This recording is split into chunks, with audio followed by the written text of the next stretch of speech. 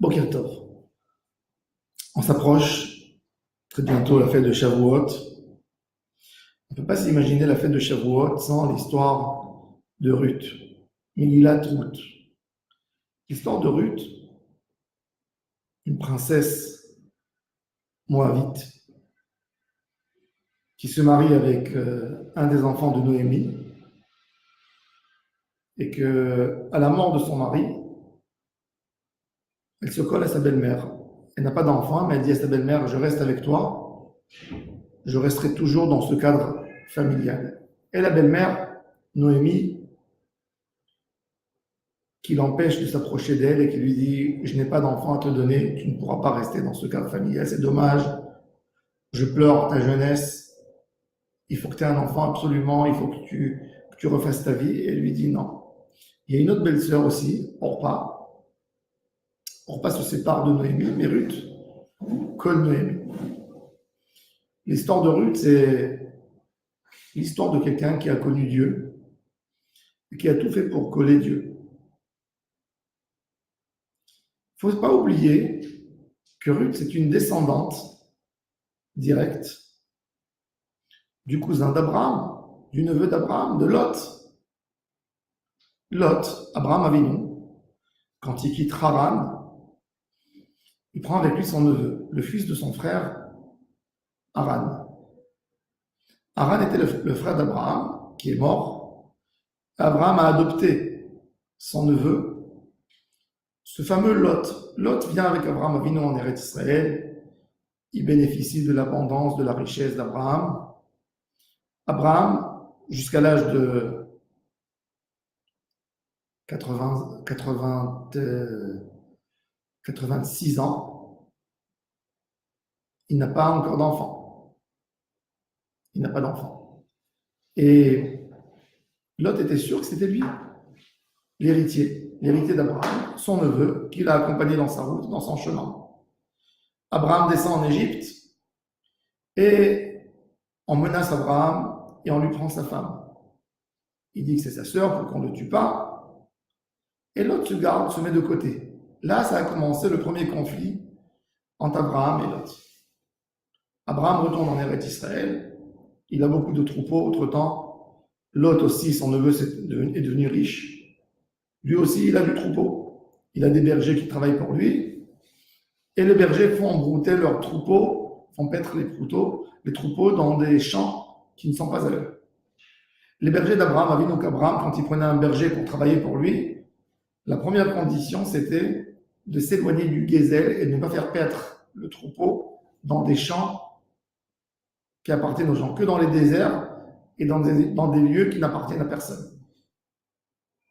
Lot, Abraham et les bergers d'Abraham viennent lui dire, lui faire le reproche: dis un mot à tes bergers, regarde, ils sont en train de faire paître leurs troupeaux dans des champs d'individus, des choses qui appartiennent aux gens. Et ça ne se fait pas. Lot et ses bergers disent un argument très égoïste. Les bergers de Lot le prononcent et ils disent: Dieu a promis la terre à Abraham. Abraham n'a pas d'enfant. Le seul héritier, c'est Lot. Donc c'est à lui. Abraham décide en ce moment de s'éloigner de son neveu Lot. Lot ne veut pas continuer dans le chemin de la Kidusha comme Abraham avait. Et donc Abraham dit à son neveu Lot: c'est à toi de décider où tu veux t'installer. Moi, je choisirai une autre route pour ne pas te forcer. C'est moi qui ai un problème avec toi et pas toi qui as un problème avec moi. Donc, je te donne l'honneur à toi le premier de choisir où tu veux habiter. Lot qui regarde qu'est-ce qui lui plaît exactement en Israël à l'époque, il décide d'aller s'installer à Sodome. Sodome, à l'époque, était une ville très très riche. Elle n'était pas encore désertique. Il faisait chaud, mais ils avaient de l'eau douce, plein de sources d'eau partout, avant qu'elle ait été détruite et qu'elle ait été punie. Par contre, les hommes de Sodome, des hommes très égoïstes, des hommes qui n'ont jamais fait une aide sociale à personne. Et le fameux Lot, le neveu d'Abraham Avinu, qui a fondé toute sa maison sur le chesed, l'accueil, aider à son proche, ce Lot qui abandonne ce chemin pour aller s'installer dans des belles résidences privées où aucun étranger a le droit de rentrer. Par un qui n'a pas le droit de rentrer, c'est que les gens de Sodome étaient cruels et punissaient sévèrement tout homme qui rentrait chez eux. Ensuite, il y a une guerre. Abraham va protéger son neveu, mais son neveu ne fait jamais une teshuva. Et il se passe ce qui se passe, la ville de Sodome est détruite et Dieu fait sauver Lot pour Abraham, parce qu'Abraham lutte, même avec tout le désaccord qu'il a pour Lot, il a quand même il a un lien, il demande à Dieu de sauver sa famille. Et Lot est sauvé, et par cette relation bizarre qu'il a eue avec ses filles, il a eu Ammon et Moab qui s'installent en Jordanie. Moab, c'est plus bas, et Ammon, c'est jusqu'aujourd'hui, on connaît tous la ville de Amman. Amman, c'est Ammon. Ammon qui était là. Une ville très ancienne, depuis l'époque, elle date 3600 ans, cette ville. Elle a une histoire particulière. La famille de Lot. Et donc, et on a Moab. Il faut savoir que ce rôle ne s'est jamais terminé, mais c'était des peuples très égoïstes qui ont fait beaucoup de mal au peuple d'Israël. Quand le peuple d'Israël sort d'Égypte et vient vers la terre promise, il faut savoir que ces enfants de Ammon et Moab regardaient toujours avec des yeux très jaloux la descendance d'Abraham, puisque pour eux, c'était eux qui devaient être les héritiers. Et ils avaient un très mauvais œil sur Yitzhak. Donc quand les descendants d'Abraham remontent d'Égypte pour s'installer dans leur terre, ils traversent la Jordanie pour rentrer à Yéricho. Et les Jordaniens, qui sont Ammon et Moab, refusent de les accueillir avec du pain et de l'eau, refusent de leur vendre, de les héberger, de les soutenir dans leur voyage en Eretz Israël. Pour ça, la Torah nous a interdit d'épouser une fille de Ammon, un homme de Ammon et Moab. Les filles, oui, mais pas les hommes. Bon, il y a quelques raisons, et ça, c'est l'histoire de Ammon. Quand Nebuchadnezzar vient faire la guerre sur Jérusalem, il a très peur d'approcher Jérusalem parce qu'il se dit, regardez ce qui s'est passé avec un roi qui m'a avancé de 100 ans, le roi Sanchériv, qui a mis en exil 10 tribus. Et quand il est venu toucher Jérusalem, lui et tous ses chefs et toute son armée sont tous morts. Toute l'armée de Sanchériv est morte la nuit. En une nuit, des centaines de milliers de morts. Donc comment moi je vais lever ma main sur cette ville de Dieu, sur Jérusalem? Ammon et Moab lui disent, le peuple d'Israël s'est dégradé. C'est plus le même niveau qu'ils avaient à cette époque du roi Chizkiyahu. C'est eux qui le montent pour venir faire la guerre et détruire Jérusalem. Et il les écoute, il est convaincu, ils ont réussi à le convaincre. Et c'est pour ça que dans les lamentations de Jérémie, Ammon et Moab, Jérémie maudit Moab et Ammon qui ont fait tellement de mal au peuple d'Israël. Et ça, c'est l'histoire. Ça, c'est l'histoire. Il faut savoir que Lot avait de très bonnes idées. Lot, quand les deux anges sont venus détruire Sodome, ils sont rentrés chez lui à la maison, ils ont demandé refuge, il les a gardés, même si toute la ville était autour de la maison pour lui dire « Fais-nous sortir les gens qui sont venus chez toi pour les punir ». Il a dit « Ne les touchez pas, prenez mes filles, mais ne touchez pas mes invités ». Il a gardé quelque chose de bon d'Abraham Avinu, ce comportement, cette volonté d'aider à l'autre, même au prix de mettre en danger sa vie et sa famille, c'était avant tout chez lui. Donc, qu'est-ce qui s'est passé que l'autre s'est tellement dégradé pour arriver à un résultat? Il est dans une grotte, il approche ses filles, il fait un enfant par ses filles. Une chose qui l'a tellement éloigné dans sa stratégie, c'est que quand il avait une approche avec les gens, l'approche d'Abraham Avinu avec les gens, c'était de ramener les gens vers lui, vers la Torah. Pas de ramener la Torah vers les hommes. On a deux types de personnes que les deux ont une bonne volonté d'aider, de propager le message de la Torah. Mais le message de la Torah, elle veut que l'homme monte vers la Torah. Comme Akadosh Baruch Hu a dit au prophète Jérémie, dans le 15e chapitre, il lui dit Yashuvu hema elecha, tu vas ramener le peuple d'Israël vers toi. mais toi, tu ne reviendras pas vers eux. Fais attention de ne pas descendre vers eux. Des fois, il peut y avoir un tzaddik, mais ce tzaddik a une tentation. Quand il voit les gens qui ne sont pas justes, qui réussissent, il est jaloux de leur succès. Et il essaie de s'approprier lui aussi un succès comme que eux ont. Donc, il veut descendre vers eux. Il veut la Torah, mais en même temps, il veut la Rolex. Il veut la Torah, il veut bien manger comme eux. Il veut la Torah, mais il veut bien s'habiller comme eux. Ça, c'est comme pense. La Torah ne descend pas là-bas. C'est eux qui vont monter vers la Torah. Tu dois essayer de les tirer vers la Torah. Abraham Avinu, il a accueilli le monde entier. Il était là pour faire du chesed avec tout le monde. C'est lui qui a fait le chesed. Il n'a pas réclamé quoi que ce soit de qui que ce soit. D'ailleurs, quand il fait la guerre pour sauver le roi de Sodome, où est Lot, le roi de Sodome dit à Abraham, combien je dois te payer? Tu m'as sauvé ma vie, tu nous as sauvé notre patrimoine.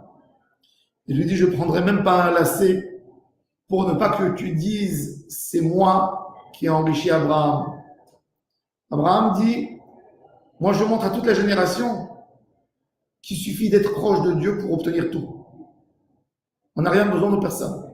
Si je prendrai de toi quoi que ce soit, je vais montrer que j'ai besoin, que Hachem a besoin d'un soutien financier. J'ai rien besoin. J'ai mon idée qui est très claire, qui me suffit. Mais l'autre avait cette tentation vers les autres, vers la richesse, vers l'argent. Et c'est ça ce qu'il a fait descendre. Et Lot a bien argumenté son départ à Sodome. Quand Abraham a entendu que Lot est parti à Sodome, il devait être choqué. Mon neveu, qu'est-ce qui se passe avec toi? Où tu vas t'installer? À Sodome? À Sodome? Oui, tonton, je vais à Sodome pour leur faire propager le message divin. C'est ce qu'il avait dit. Il n'est pas parti à Sodome en disant à Abraham, je vais aller à Sodome pour être comme les Sodomites. Non! Je vais à Sodome pour les aider, pour les rapprocher. Tu vas voir tonton, dans quelques années, il va y avoir un mouvement de teshuva exceptionnel à Sodome. C'est ce qu'il a dit Lot. Mais en fin de compte, même sa vie à lui était perturbée. Il a marié ses filles avec des gens qui ne voulaient pas quitter la ville. Il a pris que ces 2 filles, jeunes filles, qui étaient là, Amon et Moab, les 2 filles, qu'on ne sait pas leur nom, Bechira et Tzira, les 2 filles, et il a laissé d'autres à Sodome. Quand on a envie de se rapprocher d'Hachem, il faut comprendre qu'on ne peut pas être Hachem et en même temps avoir la tête dans le Olam. Et c'est pour ça que Ruth, qui est une descendante directe de Lot, elle essaie de se rapprocher vers Hachem et de s'éloigner du chemin de son arrière-grand-père. Elle va avec Noémie, Noémie lui dit, ma fille, je n'ai même pas comment te nourrir. Si tu viens avec moi à Bethléem, c'est le moment de la famine. Je ne peux pas te nourrir, j'ai perdu l'héritage de mon mari. Je n'ai rien à te donner. Ruth, qui suit sa belle-mère Noémie, ils arrivent à Bethléem, quand dans les champs, on a rien à peine récolté, après la grande famine, il y a le blé qui a commencé, et il y a l'orge qui a commencé à pousser. L'orge, c'est de la nourriture d'animal, c'est même pas de la nourriture d'homme. Et cette Noémie qui tourne dans les champs et qui prend une tige d'orge, une autre petite tige, pour faire un peu de l'orge grillée pour manger, et avant de manger, elle va amener à sa belle-mère. C'est-à-dire de penser à l'autre avant de penser à soi. Ça, c'est Kabbalat Torah. Ça, c'est Ruth. L'histoire de Ruth, c'est pas, à part l'histoire d'amour exceptionnel qu'il y a entre une belle-fille et une belle-mère, ce qui est hors du commun, cet amour, une belle-fille qui n'a pas eu d'enfant, qui a perdu son mari et qui est quand même attachée à sa belle-mère à tout prix, et qui décide de prendre en charge son ex-belle-mère quelque part, puisque il n'y a rien qui les lie aujourd'hui. Il n'y a même pas un petit-fils, un enfant commun entre Ruth et son mari qui peut faire la liaison avec Noémie. Mais elle s'attache à elle dans la Neshama. Et dans la misère et dans la pauvreté, elle n'a pas de quoi manger, mais elle prend en charge sur elle sa belle-mère. Ça, c'est l'histoire de Ruth. Un chesed comme Abraham Avinu. Une pensée sur la société, une pensée sur l'autre. Une volonté extraordinaire de donner à l'autre, de ne pas prendre de l'autre. Et c'est ce qui nous fait Mashiach. Cette relation. Ensuite, elle a eu un miracle. Elle a connu Boaz, qui était le leader de la génération, qui se marie avec elle. Elle fait avec lui l'arrière-grand-père de David, du roi David. Il y a David, il y a Salomon, et ensuite Mashiach, qui vient de cette femme exceptionnelle. Se donner pour Hachem Yitbarach. Ne pas être avec des conditions, ne pas dire je fais la Torah et en même temps quelque chose d'autre. C'est pour ça que la phrase de Ruth est tellement forte, elle reçoit une puissance terrible quand Noémie essaye de l'empêcher de venir vers le judaïsme parce qu'on n'essaye pas de ramener les gens. Et Ruth lui répond, ton peuple est mon peuple, ton Dieu est mon Dieu, où tu iras j'irai, où tu mourras je mourrai. Que la mort pourra séparer entre toi et moi, car notre amour n'est pas lié à un corps, c'est pas du physique, c'est dans l'idée. J'ai accroché dans ton idée, je ne peux plus me détacher du Hémet. Je ne peux plus me détacher de la vérité. La séparation de la vérité est plus dure que la séparation d'un homme vivant qui quitte sa neshama ou la neshama qui quitte l'homme. Ce besoin d'être accroché à la vérité doit être le besoin le plus important de la neshama. Cherchez le Hémet dans chaque endroit. Cherchez la proximité à Hachem Yitbarach dans chaque endroit. Cherchez comment faire la volonté d'Hachem dans chaque endroit. Ça, c'est le but. Ça, c'est le but de la neshama. Ça, c'est la proximité entre nous et Hachem. Alors voilà, on veut se rapprocher. Il faut savoir comment on s'est éloigné pour se rapprocher. L'homme s'est éloigné parce que il pense qu'on peut faire Hachem et en même temps d'autres choses. Hachem, et nous on veut baisser Hachem, on veut prendre Hachem et le ramener dans notre besoin du quotidien. Il faut savoir que nous on a besoin de quitter quelque chose à nous, quelque chose qui nous est cher dans les tentations, et le ramener vers Hachem. Ça c'est la base de toute la Avodat Hachem. Et ça c'est la base de Kabbalat Torah. Se priver de quelque chose que j'ai envie, pas dans mon sechel, dans mon corps, dans mes tentations, de le donner à Hachem. Ça, c'est la vraie Kabbalat Torah. Je vous souhaite à tous et à toutes une excellente journée. Shabbat Shalom Mevorach. Et qu'on ait tous le mérite de recevoir la Torah avec joie. Et que la Torah nous influence. Que la Torah rentre dans notre neshama. Que la Torah nous rende différents. Autre homme, ce n'est pas une étude qu'on sache, c'est une manière de vivre. Une manière de vivre. Vivre autrement. Changer. Chaque année, on doit changer dans Matan Torah, devenir meilleur, plus grand, plus spirituel et plus proche d'Hachem Yitbarach.